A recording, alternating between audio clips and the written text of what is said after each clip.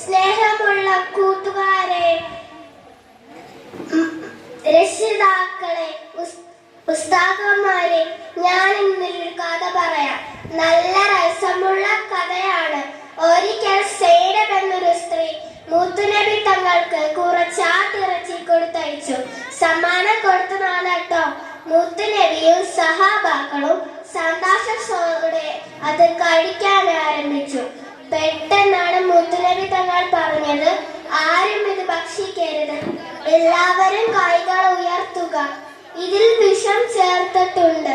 മുത്തുനബി തങ്ങൾ പറഞ്ഞു, ആ പെൺകുട്ടിയെ വിളിച്ചു കൊണ്ടുവരാം.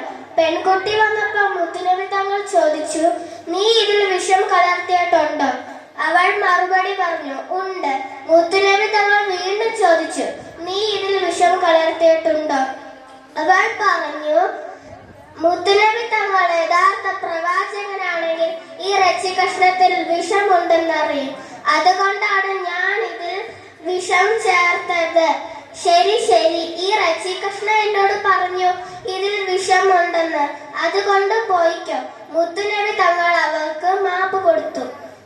പ്രിയ കൂട്ടുകാരെ, നിങ്ങൾ എന്റെ കഥ ശ്രദ്ധിച്ചില്ലേ? കൊല്ലാൻ വന്ന സ്ത്രീയെ മുത്തുനബി തങ്ങൾ മാപ്പ് കൊടുത്തു.